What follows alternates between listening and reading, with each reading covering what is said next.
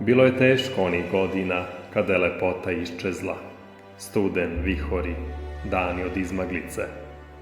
Mnogo sam puta poželeo da odustanem i krenem natrag ka zrnu prapočetka, skrajnutom od pogleda i izmaknutom sećanjima, koje strpljivo čeka i vazda svija utočište odbeglom gospodaru.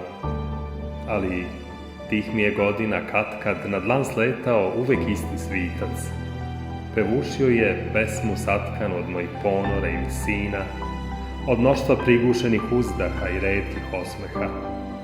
Pred ponoć mi je javljao kako nebo odbacuje one bez rana i kako se nekada dobija, čak i ako se učini da se gubici nižu. Svako moje posrnuće bilo je praćeno svičevim šapatom utehe. Uspeh bi bio nepouzdan učitelj kada bismo se učili životu samo na njegovim krilima, govorio je svitac.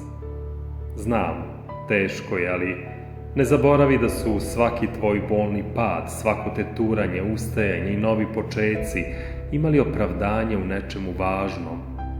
Upamtiš li to, saznaćeš da slučajnosti nema i da ništa nije bilo uzalud.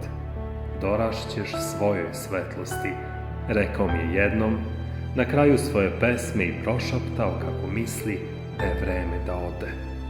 Zatim je, ne paleći svoju noćnu svetiljku, zalepršao krilima i odleteo prema reci koja je te noći bila sva od mesečeve srme, lepša nego ikada ranije.